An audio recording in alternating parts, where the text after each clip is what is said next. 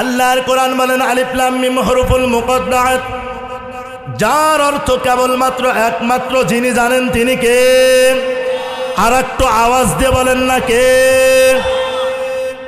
এরপরেই কোরআন বলতেছেন যালিকাল কিতাব, ও দুনিয়ার মানুষ, আমি এমন একটি গ্রন্থ, আমি এমন একটি কিতাব, আমি এমন একটি জীবন বিধান, আমি এমন একটি পথ প্রদর্শক, লা রাইবা ফি, আমার মধ্যে কোনো ভুল নাই, আমার মধ্যে কোনো সন্দেহ নাই, আমার মধ্যে কোনো ভুলের অবকাশ নাই। একটু আওয়াজ দিয়ে বলা যাবে কি সুবহানাল্লাহ?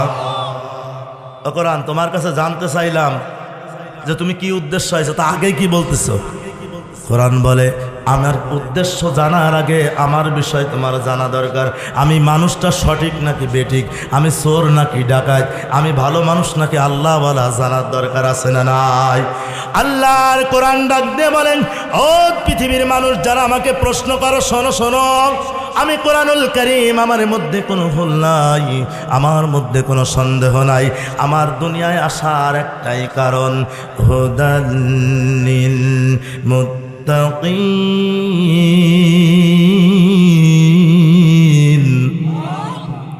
আমার একটাই কারণ, আমি মুত্তাকিদের পথ প্রদর্শক হব। এবার বুঝলাম কোরআন তুমি পথ প্রদর্শক। ও কোরআন, তোমাকে তো কাগজের মতো দেখা যায়, ওজন তো মনে হয় 400 গ্রাম 500 গ্রাম, ভালো বড় করে একটু ভালো করলে নাই 5 কেজি। ও কোরআন, তোমার একটু ওজন সম্পর্কে তুমি জানাও। আমার বন্ধুরে, বাবাজিরা, ও পর্দার মা বোনেরা, আমি মাদেরকে বলবো, বিশেষ করে আমাদের মায়েদের স্বভাব হলো কোরআনটাকে সুন্দর করে রুমালে পেঁচিয়ে এমন জায়গায় রাখে পোকামাকড়ে খাওয়ার পরেও খোঁজ থাকে না, ঠিক কিনা? কোরআনের সাথে কখনোই এই আচরণ করা যাবে না। কোরআন কিন্তু কথা বলতে পারে। এতদিন জানতাম না, করেছি। মাগো, আমি আপনাদের হাতে পায়ে ধরে বলে যাই, আমি আপনাদের সন্তান হয়ে বলে যাই, আল্লাহর কোরআন মহব্বত করেন, কোরআনের সাথে সম্পর্ক গড়েন, জীবনটা হয়ে যাবে জান্নাতি জীবন, ঠিক কিনা? সংসারে অশান্তি, সমাজে অশান্তি, রাষ্ট্রে অশান্তি, পরিবারে অশান্তি, সব জায়গার অশান্তি যে দূর করতে পারে তার নাম কি? সমাধান চাও যদি জীবনে মরণে, বলেন আমার সাথে বলেন, সমাধান চাও যদি জীবনে মরণে, ফিরে যাও খুঁজে নাও, চোখ রাখো কোরআনে। সমাধান, ও সমাধান, এ বাণী সকলের নাই, শুধু মুমিনের, ঠিক কিনা? কোরআন কি শুধু মুমিনের জন্য আসছে? হুদাল্লিন নাস, মানুষের হেদায়েতের জন্য আসছে। হুদাল্লিল মুত্তাকিন, মুত্তাকিদের পথ প্রদর্শকের জন্য আসছে। তাহলে আমরা সমাধান নেব কি থেকে? কোরআন থেকে। এবার কোরআনুল কারীম সূরাতুল হাশরের 21 নম্বর আয়াতের মধ্যে চমৎকার করে তার ক্ষমতা সম্পর্কে জানাচ্ছেন। আল্লাহর কোরআন ডাক দিয়ে বলেন, লাউ আনসালনা হাযাল কুরআনা আলা জাবালিন লারাআইতাহু খাশিআম মুতাসাদ্দিআম মিন খাশিয়াতিল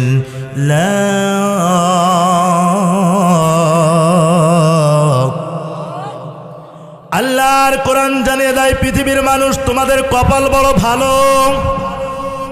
সুবহানাল্লাহ কবেন বাড়িতে? আপনারা কিন্তু কাজের ছাত্র এখনো জুত মতো হতে পারেন নাই। ফুটবল খেলা দেখছেন, এই যে কারা কারা একটু হাত তোলেন তো। কম বেশি আমরা দেখছি, তাই না?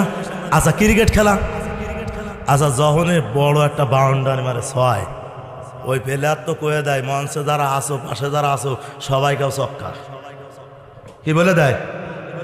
দেখার পর একটা আইডিয়া আছে না? তা কোরআনের কোনজা সুবহানাল্লাহ, কোনজা আলহামদুলিল্লাহ বোঝেন না, বলে দেওয়া লাগবে। আর যদি আপনাদের কষ্ট, আমি আলোচনা ছেড়ে দেবো। কষ্ট হচ্ছে, সামনে যাবে আলোচনা, কতক্ষণ? যাক আলহামদুলিল্লাহ, অন্তত কোরআনের পক্ষে এটাও কিন্তু রেকর্ড হচ্ছে। এটাও কি হচ্ছে? কারণ পক্ষে যুবক পক্ষে দিয়েছে, যত সময় পর্যন্ত কোরআন চলে তত সময় পর্যন্ত আছে নারায়ে তাকবীর, এরকম যুবক দরকার। যুবকদের হাত দিয়েই ইসলাম প্রতিষ্ঠিত হয়েছে। সাইয়েদনা ওমর রাদিয়াল্লাহু তাআলা আনহু যখন উনি ইসলাম গ্রহণ করেন নাই, রাসূল ওপেনে কোরআনের দাওয়াত দিতে পারেন নাই। সাইয়েদনা ওমর রাদিয়াল্লাহু তাআলা আনহু যখন ইসলাম গ্রহণ করলেন, লম্বা ইতিহাস। এবার সাইয়েদনা ওমর রাদিয়াল্লাহু তাআলা আনহু ডাক দিয়ে বলতেছেন, ইয়া রাসূলুল্লাহ, ইয়া হাবিবাল্লাহ, ও নবী, আমার একটা কথা জানতে বড় ইচ্ছা হয়। আল্লাহর হাবিব বললেন যে, ওমর বলো, কি বলতে চাও? কয়, ইয়া রাসূলুল্লাহ, পৃথিবীর মধ্যে যারা যে দলের ইবাদত করুক, যার করুক, সব থেকে ইবাদত পাওয়ার যোগ্য কে? কথা বলেন। আল্লাহর নবী বললেন, আল্লাহ ছাড়া ইবাদতের আর কেউ নাই। ইয়া রাসূলুল্লাহ, আমি জানতে চাই এই জমিনের মালিক কে, আসমানের মালিক কে? ও নবী, আমার জীবনের মালিক কে, আপনার জীবনের মালিক কে? ও নবী, এই যে আপনি যে কোরআনের দাওয়াত দেন, এই কোরআন সত্য না মিথ্যা? কোরআন কি? ও নবী, আমি বলতে চাই, যেহেতু আমাদের রব তিনি সর্বশক্তিমান আল্লাহ, আপনি নবীও সত্য, আপনি যেই কোরআনের দাওয়াত দেন এটাও সত্য, তাহলে ওই কাফের মুশরিকদেরকে ভয় করার কোনো প্রশ্নই আসে না। আমি ওমর, আমাকে অনুমতি দেন, আমি কোরআনের পক্ষে একটা মিছিল বার করতে চাই। যুবকদের হাত দিয়েই কোরআন এসেছে। আজকে আমাদের যুব সমাজ, মাশাআল্লাহ, যুব সমাজ কোরআনের পক্ষে না বিপক্ষে আছে? কোরআনের পক্ষে আছে। কথা বলেন ঠিক কিনা? এটা আবার নতুন করে পৃথিবীতে ইতিহাস রচনা হবে। আগামীর বাংলাদেশ, আগামীর বিশ্ব হবে যুবকদের হাত দিয়ে কোরআনের বিশ্ব। কথা বলেন ঠিক কিনা? তাহলে কি বলতেছিলাম? কোরআন বলতেছে, লাউ আনজালনা হাযাল কোরআন, ও পৃথিবীর মানুষ, তোমাদের ভাগ্য বড় ভালো। আল্লাহ রাব্বুল আলামিন আমাকে পাহাড়ের উপর নাজিল করতে চেয়েছিল। আল্লাহ রাব্বুল আলামিন যখন আমাকে পাহাড়ের উপর নাজিল করতে চাইল, আল্লাহর ভয় কম্পিত হয়ে পাহাড় অনুনয় বিনয় করলো। রব্বুল আলামিন, আয় আল্লাহ তাআলা, আপনার কোরআনের ভর গ্রহণ করার মতো ক্ষমতা আমি পাহাড়ের নাই। সেই কোরআন আমাকে আপনাকে আল্লাহ তাআলা রাসূলের মাধ্যমে হাদিয়া দিয়েছেন। আমরা খুশি না বেজার? তাহলে আমরা এখন কোরআন থেকে আলোচনা শুনতে সমস্যা আছে? ক্লিয়ার হয়ে নিলাম। কোরআন তার পরিচয় দিয়েছে, তার বাড়ি ঘর বলেছে, এখন কথা বলতে কষ্ট হবে। আমরা শুরুতেই প্রশংসা করেছিলাম কার? একটু আওয়াজ দিয়ে বলেন না কার? সব জায়গা প্রশংসা হবে কার? নামাজ না পড়ার সময় কার প্রশংসা? আল্লাহর প্রশংসা করলে নামাজ ছাড়া যাবে? আল্লাহ রাব্বুল আলামিন এই কোরআনুল কারীমে 114টা সূরা আল্লাহ রাব্বুল আলামিন দান করেছেন, আমাদেরকে হাদিয়া দিয়েছেন। কর আল্লাহু আকবার। আল্লাহ রাব্বুল আলামিন এই 114 খানা সূরার মধ্যে আমি একটা সূরা তেলাওয়াত করেছি, যেই সূরাটা কোরআনুল কারীম খোলার সাথে সাথেই পাওয়া যায়, সূরাতুল ফাতিহা। ফাতিহা মানে ভূমিকা, ফাতিহা মানে কি? সূচনা। ফাতিহা মানে ভূমিকা, ফাতিহা মানে দোয়া। এই দোয়া শিক্ষা দিয়েছেন কে? আমরা দুনিয়াতে আসার পরে কেমন করে চলব, আল্লাহ রাব্বুল আলামিন সেটাই শিক্ষা দিয়েছেন। কারণ আমার আপনার যা আদি পিতার নাম কি? আমার আপনার আদি পিতা সাইয়্যিদনা আদম আলাইহিস সালাম। বন্ধুরা আমার, লম্বা ইতিহাস। আল্লাহ রাব্বুল আলামিন যখন জান্নাতের মধ্যে রাখলেন, আল্লাহ রাব্বুল আলামিন বললেন, ওয়াকুল্না ইয়া আদম উসকুন আনতা ওয়া যাওজুকাল জান্নাতা ওয়া কুলা মিনহা রাগাদান হাইসু শি'তুমা ওয়া লা تقربا هذه الشجرة فتكونا من الظالمين।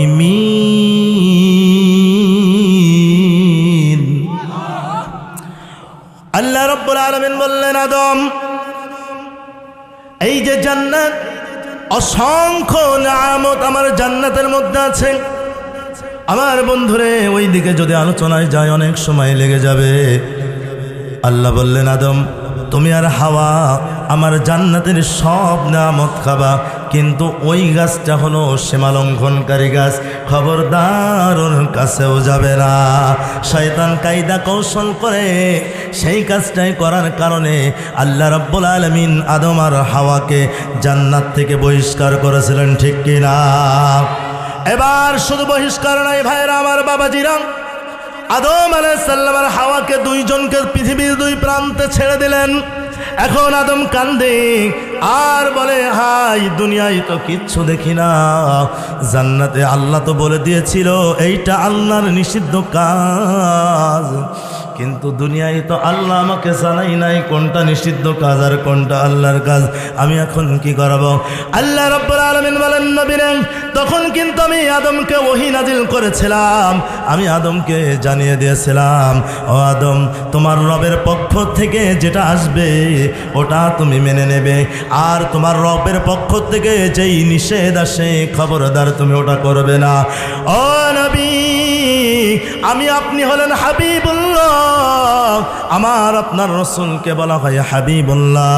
হাবিব মানে হলো এমন বন্ধু যেই বন্ধুকে খুশি করার জন্য আল্লাহ রাব্বুল আলামিন সর্বদা ব্যস্ত রেডি থাকেন।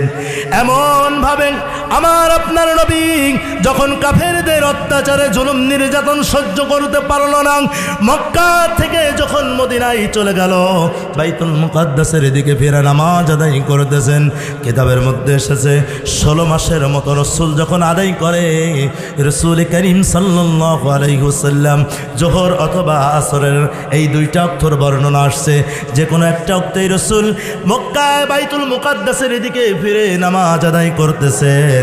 2 রাকাত পড়ার পরে চিন্তা করতেছেন, হাইরে যদি আমার মালিক আমার আল্লাহ এখন যদি এমন একটা আয়াত নাজিল করতো, ও নবী এই বাইতুল মুকাদ্দাসের দিকে ফিরে নামাজ আদায় করা লাগবে না, আপনার জন্মভূমি বা ওই মক্কার দিকে ফিরে নামাজ আদায় করেন। রসুল শুধু মনে মনে বলছে, কি বলছে? যে আল্লাহ যদি এরকমের একটা আয়াত নাজিল করতো। আল্লাহ রাব্বুল আলামিন সাথে সাথে আয়াত নাজিল করলেন আর জানিয়ে দিলেন, নবীরে তোমার মনের অবস্থা বুঝি, তোমার আর টেনশন করা লাগবে না।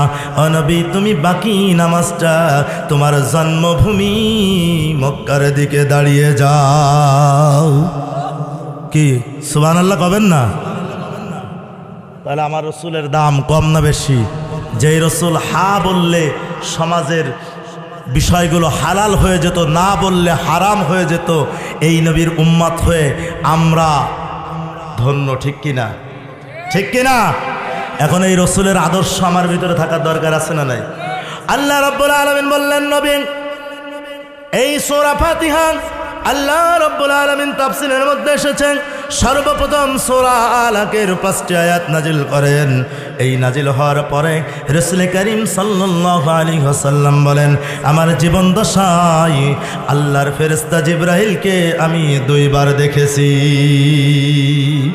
জিব্রাহিলের যে আসল আকৃতি 600 ডানা দিয়ে আল্লাহ রাব্বুল আলামিন জিব্রাহিল আলাইহিস সালামকে বানিয়েছেন। আল্লাহর হাবিব বলেন, ও আমার সাহাবীরা, আমি আমার এই চক্ষু দিয়ে জিব্রাহিলকে কয়বার দেখেছি? 1 বার দেখেছি, যেই দিন আমি ওই হীরা গুহায় আল্লাহর ধ্যানে মগ্ন ছিলাম।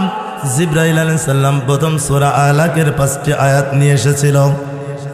আমি আকৃতি দেখে আমার ভিতরে কম্পন শুরু হয়ে গেছিল। আল্লাহর কোরআনের ক্ষমতা আছে না নাই?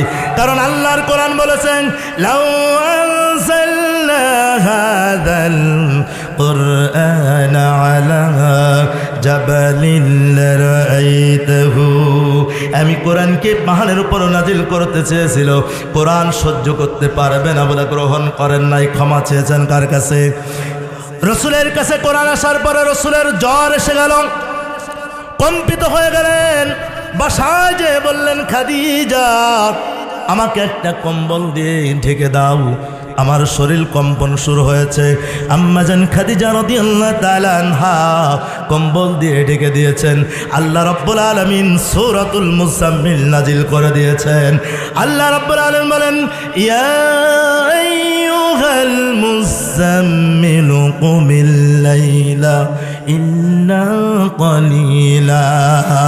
আল্লাহু আকবার। ও কম্বল আবৃত শয়নকারী, আপনি উঠে যান। আপনার থেকে তো কেবল কোরআন দেওয়া শুরু হয়েছে, আপনার পরীক্ষা কেবল শুরু হয়েছে। আপনাকে ঘুমানোর জন্য দুনিয়ায় পাঠাই নাই, আপনাকে খাওয়া পড়ার জন্য দুনিয়ায় পাঠাই নাই, আপনাকে পাঠিয়েছি আমার দিন বিজয়ের জন্য।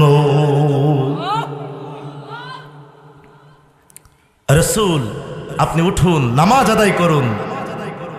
রাতের বেলা, রাতের অর্ধেক অথবা কিছু বেশি, অথবা অর্ধেক, অথবা তার থেকে কম। এখানেও তাফসীর আসছে যে আল্লাহ তাআলা তিনটা ভাগ কেন করলেন, কারণ ওই সময় সাহাবীদের মধ্যে তিন ভাগ ছিল। এক ভাগ ছিল নতুন তরুণ নওজোয়ান যুবক, যারা সারা রাত ইবাদত করতে চায়। আর এক দল ছিল বৃদ্ধ, সারা রাত কি পারবে? কি এখন এই দাদুরে যদি দেওয়া হয় যে এখন আমি সূরা ফাতিহা থেকে শুরু করে সূরা বাকারা শেষ করবো, আপনি দাঁড়ায় থাকবেন, দেখা যাচ্ছে খানিক পরে পিছনে আর নাই, কি ঠিক কিনা? কিন্তু যুবকদেরকে যদি বলা হয় পিছনে দাঁড়ান, কোরআন খতম করব, যুবকরা পারবে কি পারবে না? আর এক দল ছিল যারা দিন প্রচারের জন্য বাহিরে ছিল, সফরে ছিল। এখন আল্লাহ যদি সবার জন্য সমান করে দেয়, সবার বিপদ না? এই জন্য ওদিকে না যাই। এই আয়াত, এরপর আল্লাহ রাব্বুল আলামিন সূরা মুদ্দাসসিরের কিছু আয়াত নাজিল করেছিলেন। এরপরে আল্লাহ রাব্বুল আলামিন এই সূরাতুল ফাতিহা নাজিল করলেন। আল্লাহ রাব্বুল আলামিন বললেন, নবীজি তুমি শুনে নাও, তোমার উম্মতদেরকে আমি আল্লাহ তোমাকে যেমন ভালোবাসি, সব নবীর উম্মতের থেকে তোমার উম্মতকে আমি একটু বেশি ভালোবাসি। যুবক ভাইরা, আপনাদের কি বন্ধু আছে না? 2 জন 4 জন 5 জন আছে না? আচ্ছা, আগে 3 4 জন 5 জন বন্ধু আছে। আচ্ছা, 5 জনরে কি একরকম ভালোবাসে? ওই 5টার ভিতরে আবার একটা একটু এক্সট্রা কায়দায় আছে না, জিডারে একটু বেশি মহব্বত করে। তা আল্লাহ বললেন, নবী সব উম্মতরে আমি ভালোবাসি, কিন্তু তোমার উম্মতরে আমার একটু পছন্দ হয় বেশি। সুবহানাল্লাহ কয় না? পছন্দ করতেছেন কে? ওরে সর্বনাশ, জিদা সাবান দিয়ে মুখ বসিছে, ফেস ওয়াশ মাইছে, ওইটা যদি আহ্বান করে তোমার একটু পছন্দ, বাবা কাম সাজছে। আর আল্লাহ পছন্দ করতেছে, কে আর হচ্ছে না? কে পছন্দ করেন? আল্লাহ রাব্বুল আলামিন পছন্দ করেন। বিদায় আল্লাহ রাব্বুল আলামিন বলেন, নবী ওই আদমের মতো তোমার উম্মত যদি ভুল না করে, এই জন্য তোমার উম্মত কেমন করে আমার প্রশংসা করবে, তোমার উম্মত আমার কাছে কেমনে চাইবে? আমার ভাইরা, বাবাজিরা, আপনারা যারা বিশেষ করে মেম্বার, চেয়ারম্যান, শহীদের দফাদারের কাছে আবেদন করেন 5 কেজি চাল, 1 কেজি ডাল, 2 কেজি তেল, আচ্ছা যাই কি কন, ও চেয়ারম্যান সাহেব চাল দাও, বলেন আগে খানিক পাম মারেন না? কথা কয় না? যুবক ভাইরা বুঝতে জানা, মুরব্বীরা, আগে তেল মাহায় যে চেয়ারম্যান সাহেব আমার নেতা, চরিত্র ফুলের মতো পবিত্র, নামাজ পড়ে না 1 ওয়াক্ত, আর গাঁজা খায় 7 ওয়াক্ত। স্লোগান দেয় কিনা? কতক্ষণ পাম পট্টি দিয়ে ওরে ফুলইয়ে এরপরে কয়, চেয়ারম্যান সাহেব আজ 3 দিন আমার চুলে আসলে জাল জ্বলে না, মনিকের নিয়ে খুব কষ্টে আছে। ও চেয়ারম্যান সাহেব 2 কেজি চাল দিয়া যায় না, 200 টাকা দেন। এখন অনুমান হয় বিনয় করে, আগে খানিক কি পাম দিয়ে ফোলায়। কথা বলেন ঠিক কিনা? আমি বোঝানোর জন্য বলতেছি। আমার আল্লাহ রাব্বুল আলামিন বলেন, বান্দারে ওই চেয়ারম্যানের দেওয়ার ক্ষমতা নাই। ওই চেয়ারম্যান তো ফকির, ভিক্ষুক, ধনীকে আল্লাহু গনিয়্যুন হামিদ। আল্লাহ বলেন, আমি হলাম ধনী, আর তোরা সব হলো ভিক্ষুকের গোষ্ঠী। একজন ভিক্ষুক ভিক্ষা করে, ও যখন একজনের কাছে যায় দেখবেন কয় আল্লাহর রাস্তে দাও, ও ভালো রে জানে ওর রাস্তে চালি দেবে না, কি কন? ওর খায়দায় চালি দেবে। তার মানে আল্লাহর কথা শুনলেই মানুষের দিলটা গলে যায়। কথা বলেন ঠিক কিনা? আমার ভাইরা, বাবাজিরা, ও যুবক ভাইরা, এবার আল্লাহ রাব্বুল আলামিন বলেন, ও বান্দা কেমন করে প্রশংসা করবা? কারণ আমরা দেখবেন প্রশংসা যার করা হয় তার মধ্যে দুইটা গুণ থাকা লাগবে। কয়টা? যার প্রশংসা করতে হবে আমরা দুইটা গুণ দেখে প্রশংসা করি। এক নাম্বার গুণ হল যার প্রশংসা করতে হবে এমন মানুষের প্রশংসা করতে হবে যার প্রশংসা, যে নিজের প্রশংসায় নিজেই প্রশংসিত। কেউ প্রশংসা না করলে কিচ্ছু আসে যায় না। কিন্তু পৃথিবীতে এমন কেউ কি আছে যার প্রশংসা কেউ না করলে সে নিজের প্রশংসায় প্রশংসিত? আছে এরকম কেউ? নাই। এই জন্য আল্লাহ বলছেন, আলহামদুলিল্লাহি রাব্বিল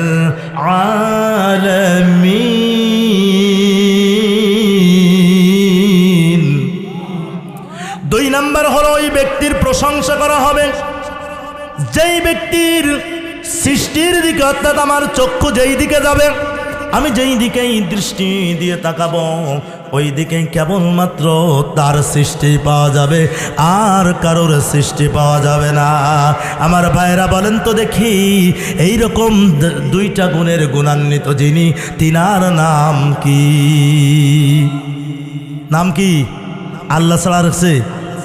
কতই যে সুন্দর এই ধরা বানিয়েছেন আল্লাহ কুদরত দ্বারা, কেহই তো তা পারিবে না, চক্ষু যে জুড়িয়ে যায়, শুধু প্রভুই তো করেছে সবই, যেন করি গোলামিটা তার। আর কেউ আছে? এই জন্য আল্লাহ বললেন, বান্দা প্রশংসা করো। আলহামদুলিল্লাহি রাব্বিল আলামিন। সব প্রশংসা রবের। এখন এই রব যিনি, তিনি কে? আল্লাহ রবের ব্যাখ্যা গেলে অনেক দূর যাবে। এই রব মানে হলো সৃষ্টিকর্তা, রব মানে হলো পালনকর্তা, রব মানে হলো লালনকর্তা। লালন পালনকারী কে? আল্লাহ রাব্বুল আলামিন বলেন, বান্দা আমি তো তোমার রব। কেন রব্বিল আলামিন? কেন আমার প্রশংসা করা লাগবে? হাল আতা আলাল ইনসানি হিনুম মিনাদ দাহরি লাম ইয়াকুন শাইআম মাযকুরা। আমি তো তোমার সেই রব যেই তোমাকে এক ফোঁটা নাপাক পানি দিয়ে বানিয়েছি। ঠিক কিনা? আল্লাহ বলতেছেন আমার প্রশংসা করবা। এরপরে আল্লাহ রাব্বুল আলামিন বলেন, আর-রাহমানির রাহিম।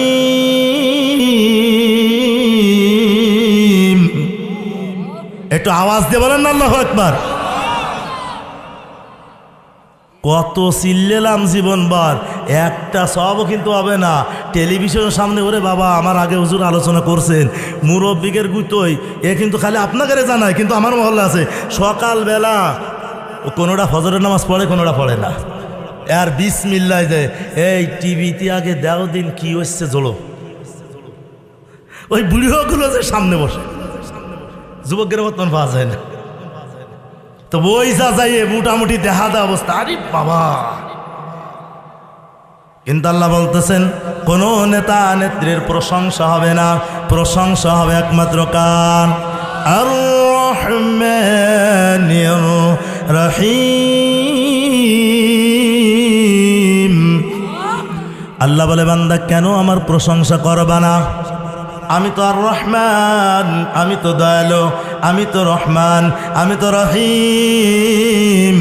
আমার দয়া ছাড়া তোমরা বাঁচতে পারো না।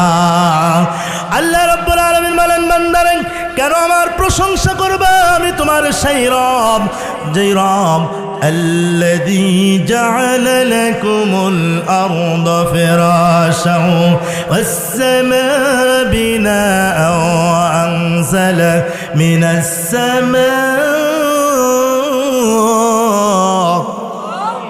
আমি তোমার রব তোমাদের জন্য জমিনটাকে বিছানা বানিয়ে দিয়েছি। এই জমিনের মালিককে, আসমানের মালিককে। আল্লাহ বলেন, কেন প্রশংসা করবে না? আমি কত দয়া তোমার পার করেছি। আমি তো রহমান, আমি তো রহিম। আমি তোমাকে এই দুনিয়াটা, জমিনটা বিছানা বানিয়ে দিয়েছি, আকাশটা ছাদ বানিয়ে দিয়েছি। এরপরে আল্লাহ বলেন, আমি রহমান, আমি রহিম। তোমার পেট দিয়েছি, ক্ষুধা আছে। এই জমিনটা হলো মিনিত, আকাশ থেকে বৃষ্টি বর্ষণ করে এই মরা জমিন ফসল উৎপাদনের উপযোগী করে দেয়। এগুলো করেন কে? বিশেষ করে মুরব্বী যারা কৃষক আছেন জানেন যে কোনো বছর যদি বৃষ্টি না নামে, স্যালো মেশিন, মন্টু মেশিন যাই জোড়েন, সার ওষুধ যতই দেন, বৃষ্টির ফসলের মতো হয় না, ঠিক কিনা? কারণ বৃষ্টি ছাড়া জমিনটা মরা। ঘোষণা কার? আওয়াজ দিয়ে বলেন না কার? এবার প্রশংসা করলাম। এবার আল্লাহ বলতেছেন, আমার আর একটা গুণ আছে। আর একটা কি আছে? সূরা ফাতিহা 3 নম্বর আয়াত, মালিকি ইয়াউমিদ্দিন।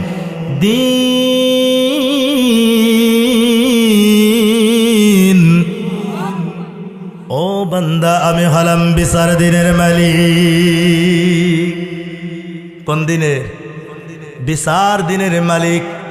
এই দিন বলতে কিয়ামত, অর্থাৎ মৃত্যুর পরে আমার আপনার একটা জীবন আছে না নাই? আল্লাহ রাব্বুল আলামিন বললেন, বান্দারে তুমি মনে করেছো শুধুমাত্র আমার প্রশংসা করলা, আমার গুণগানের কথা বললা, আর তোমাকে ছেড়ে দেওয়া হবে না।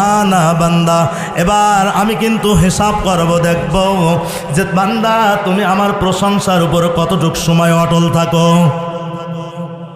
কতটুক সময় অটল থাকো। বান্দা হিসাব রাখো। মালিক ইয়াউমিদ্দিন, আমি কিন্তু বিচার দিনের মালিক। কোন দিনের? ওই বিচার দিন কেমন হবে? আমাদের দুনিয়ার বিচারের মতো? মাতব্বর সাহেব, তাল গাছ নিয়ে সালিশ, তাল গাছ ছাড়বো না, বান্ডিল লাগলি পকেটে দেব। আপনাদের এলাকায় না, আমার এলাকা আছে। আপনাদের এলাকার কথা কিন্তু বলতেছি না, আমার এলাকার কথা বলতেছি। আল্লাহ রাব্বুল আলামিন বলেন, বান্দা শুনে নাও, ওই বিচার দিনের মালিক আমি কেমন হব। ওয়ালা তাসিরু ওয়াজিরাতু বিজরা উখরা। কারোর আমল দেখে, কারোর কিতাব দেখে, আমলনামা দেখে কারোর বিচার হবে। কিয়ামতের দিনটা কেমন হবে? আল্লাহ রাব্বুল আলামিন এই যে জমিন দেখতেছেন, আকাশ দেখতেছেন, আল্লাহ রাব্বুল আলামিন বলেন, নবীরে ওই কিয়ামত কেমন হবে তুমি মানুষকে জানিয়ে দাও। মানুষ কিয়ামতের দিবসের উপর বিশ্বাস কেন রাখবে? আমি কেমন বিচারক হব, ওই দিনটা কেমন হব? আল্লাহ রাব্বুল আলামিন বলেন, ইযাস সামাউ ফাতারাত وإذا الكواكب انتثرت وإذا البحار فجرت الله أكبر। আল্লাহ রাব্বুল আলামিন বলেন, নবী যেই দিন কিয়ামত শুরু হবে, আমি ওই দিনের মালিক। যেই দিন এই দুনিয়ার মানুষের জন্য যেই আকাশটা আমি ছাদ বানিয়ে দিয়েছিলাম, ও নবী তুমি বলে দাও, ইযাস সামাউ ফাতারাত, ওই আকাশ আর আকাশে থাকবে না, আকাশটাকে আমি বিদীর্ণ করে দুনিয়ায় ছেড়ে দিব। আমার ভাইরা, বাবাজিরা, আল্লাহর হাবিব সাল্লাল্লাহু আলাইহি সাল্লাম বলেন, কিতাবের মধ্যে এসেছে, প্রথম আসমান থেকে পরের আসমানটা আরো বড়, ওই আসমান থেকে দ্বিতীয় আসমান আরো বড়, তৃতীয় আসমান থেকে চতুর্থ আসমানটা আরো বড়, চতুর্থ আসমান থেকে পঞ্চম আসমান বড়, পঞ্চম থেকে ষষ্ঠ বড়, ষষ্ঠ থেকে সপ্তম আসমান আরো বড়। আল্লাহ রাব্বুল আলামিন বলেন, নবী রে আমি তো ওই দিনের মালিক যেই দিন ইযাস সামাউ ফাতারাত, আকাশটাকে বিদীর্ণ করে দেব, ফাটিয়ে দেব। ওয়াইদাল কাওয়াকিবু তাসারাত, ও নবী, তুমি যেই এই আকাশটাকে বান্দা, তুমি তাকিয়ে দেখো, তোমরা ঘর বানাও, ওই ঘরটাকে লাইটিং করার জন্য কত কারুকার্য করো, আমি আল্লাহ তোমাদের জন্য আকাশটা ছাদ বানিয়ে দিয়েছি। আমি আল্লাহর রহমত দিয়ে, অসংখ্য তারকা মণ্ডলী দিয়ে ওই আকাশটা সাজিয়েছি।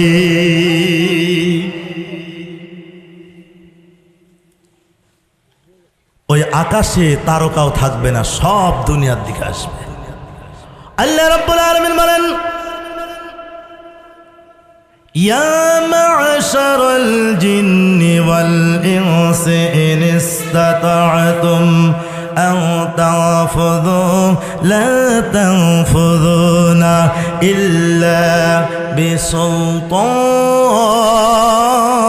বিসুলতান। দেখবেন এই আলোচনা শোনার পরে কিছু মানুষ কয়, আর এরকম হবে নাকি? কি আছে না? কয় আল্লাহর আইন কি এত মানা যায় নাকি? আছে না নাই? আল্লাহ কি আকাশ এমন করবে নাকি? আছে না নাই? আল্লাহ রাব্বুল আলামিন বলেন, ইয়া মা'শারাল জিন্নি ওয়াল ইনসি ইন ইসতাতা'তুম আন তানফুযু লা তানফুযুনা ইল্লা বিসুলতান। ও দুনিয়ার নেমক হারামের দল, যাদের কোরআন ভালো লাগে না, যাদের কাছে দিন ভালো লাগে না, আমি বিচার দিনের মালিক এটা ভালো লাগে না।